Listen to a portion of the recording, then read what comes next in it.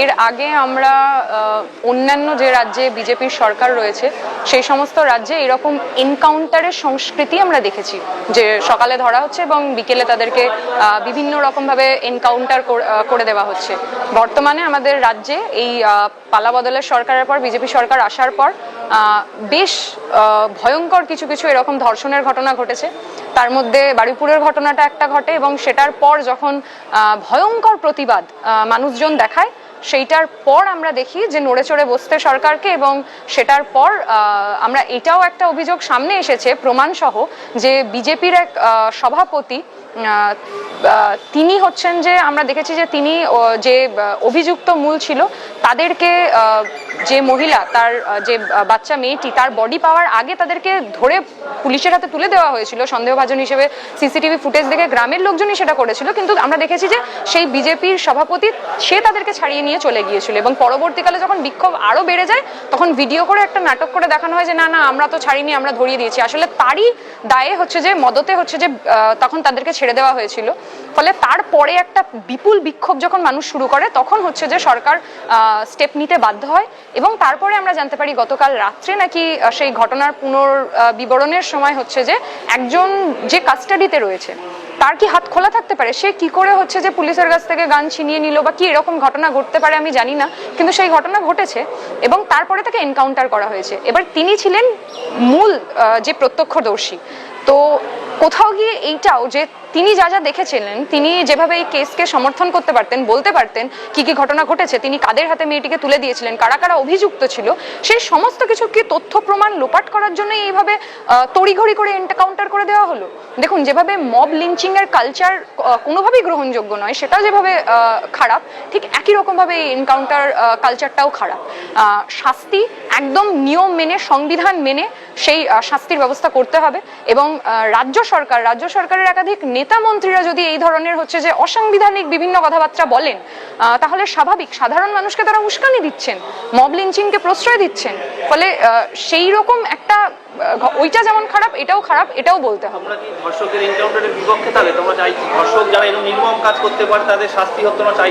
আমরা তাদের শাস্তি সবার প্রথম দিন থেকে চিৎকার করে চাইছি। প্রথম দিন থেকে হচ্ছে যে আমরা রাস্তায় রয়েছি, এবং আমাদের নেতৃত্বরা সেখানে পৌঁছে গেছে, সেখানে নেতৃত্ব দিয়েছে, এবং নেতৃত্ব দেওয়ার দরুন আমরা দেখতে পাচ্ছি আমাদের একাধিক নেতৃত্ব যারা এলাকার মানুষজন, সাধারণ মানুষজন, তাদেরকে কোথাও গিয়ে হচ্ছে যে বলা হচ্ছে যে তারা কোথাও গিয়ে অভিযুক্ত, তাদের আগেনস্টে হচ্ছে যে কেস করবে। এবং আমাদের যিনি মুখ্যমন্ত্রী তিনি বলছেন যে একজন যে অভিযুক্ত হিসেবে ধরা পড়েছিল এবং মব লিঞ্চিং এ মারা গেছে সেইটা এখনো বিচারাধীন রয়েছে, কিন্তু মুখ্যমন্ত্রী কোথাও গিয়ে বলে দিচ্ছেন যে সে নাকি নির্দোষ ছিল। উনি জানলেন কি করে যে সে নির্দোষ ছিল? এবং যাদেরকে নাকি বিক্ষোভ করতে দেখা গেছে সেই 200 জনের নামে নাকি উনি মামলা করবেন, তাদেরকে নাকি সিসিটিভি ফুটেজ দেখে আইডেন্টিফাই করা হচ্ছে। আমরা বলতে চাইছি এই যে বিজেপির যে সভাপতি পালাতে সাহায্য করেছিল সে এখন কোথায়? তাকে ধরার জন্য তৎপর হচ্ছে না কেন? আরো যারা যারা জড়িত তাদেরকে ধরার জন্য তৎপর না হয়ে যারা অভিযোগ করছে, যারা জানাচ্ছে এরকম ভয়ানক ঘটনার প্রতিবাদ করছে, তাদেরকে ভয় দেখানোর জন্য, তাদেরকে কেস দেওয়ার জন্য, মামলা দেওয়ার জন্য কেন হচ্ছে যে এত বেশি সরব হচ্ছে সরকার? জিতদের মধ্যে কি একজন তোমাদের যে নির্বাচন গেল সেখানে পোলিং এজেন্ট ছিল তোমাদের? দেখুন, এটা বিজেপির এবং আরএসএস এর প্রথম কাজই হচ্ছে ফেক নিউজ ছড়ানো। ফেক নিউজ ছড়ানোর জন্য তারা টাকাও পায়, তাদের অ্যাকাউন্টে টাকাও ঢোকে, এবং সেই ক্ষেত্রে আমরা এটা বলবো যে পোলিং এজেন্টের যে লিস্ট সেটা সরকারের কাছে মজুত রয়েছে, সেটা গভর্নমেন্টের কাছে মজুত রয়েছে, ইসিআই এর কাছে মজুত রয়েছে। সেই সাইট থেকে খুলে আপনারা দেখে নিন যে ওই অঞ্চলে আমাদেরকে পোলিং এজেন্ট ছিল। শুধু মিথ্যা কথা বলে দিলেই তো হয় না, প্রমাণ লাগে, এবং সেই প্রমাণগুলো আমরা দিচ্ছি। আমাদের ওই অঞ্চলে কে পোলিং এজেন্ট ছিল দেখে নিন, বা না হলে আমাদের কথায় বিশ্বাস না হলে আপনারা যান ওই সাইটটা থেকে দেখে নিন। এরকম মিথ্যাচার করে আলটিমেটলি হচ্ছে যে কালিমালিপ্ত করার চেষ্টা রয়েছে। যারা মূল অভিযুক্ত তাদের শাস্তি চাইছে, এবং অবশ্যই আমরা বলি যে সংবিধান মেনে, নিয়ম মেনে, আইন মেনে যেন সমস্ত শাস্তিগুলো দেওয়া হয়। কোনোভাবেই কেউ যেন আইন নিজের হাতে তুলে না নেওয়ার চেষ্টা করে। সুজন চক্রবর্তী তোমাদের নেতৃত্ব সহ স্থানীয় কয়েকজন, টোটাল 4 জনের বিরুদ্ধে তোমরা নাকি আন্দোলনের নামে ওখানে উস্কানিমূলক কার্যকলাপ করেছো, কিংবা দেশদ্রোহী সংগঠনরাও সেখানে আন্দোলনের সঙ্গে লিপ্ত হয়ে গেছিল, মামলা হয়েছে। তা কি বলবে এই বিষয়ে? দেখুন, এই ক্ষেত্রে একটাই কথা বলবো, কিছুদিন আগে বিধানসভায় গুন্ডা দমন আইন নিয়ে আসা হয়েছে এবং সেখানে একাধিক এইরকম কথাও বলা হয়েছে যে যারা ঝামেলা করতে পারে, যারা যে গুন্ডা, তাদেরকে আগে থেকে ডিটেন করে নেওয়া যাবে, অ্যারেস্ট করে নেওয়া যাবে এবং একাধিক ক্ষেত্রে তাদের অভিযোগ জানানোর মতো পর্যাপ্ত জায়গা থাকবে না, তাদেরকে 1 বছর মতো জেল খাটিয়ে নেওয়াও যেতে পারে। এমনকি তাদের যারা লয়ার তারাও কথা বলার পুরো ঘটনাটা জানার সুযোগ পাবে না।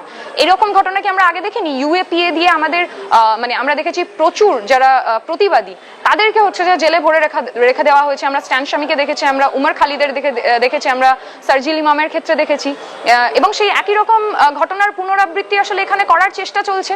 যারা এরকম একটা নৃশংস ঘটনার বারুইপুরে এরকম একটা ধর্ষণের ঘটনার প্রতিবাদ করেছে, প্রতিরোধ গড়ে তোলার চেষ্টা করেছে, আজকে তাদের বিরুদ্ধে মামলা করা হচ্ছে এবং এই যে বিভিন্ন মিথ্যাচার করা হচ্ছে যে একাধিক নিষিদ্ধ অর্গানাইজেশন নাকি তারা ছিল, সেই ধরনের কি কোনো প্রমাণ মিলেছে? কোনো প্রমাণ ছাড়া এইভাবে যে লোকজনের নামে কুৎসা করা হচ্ছে এবং সেই অঞ্চলের মানুষ ক্ষোভে ফুঁসছিল। কারণ এবং কেন ক্ষোভে ফুঁসবে না?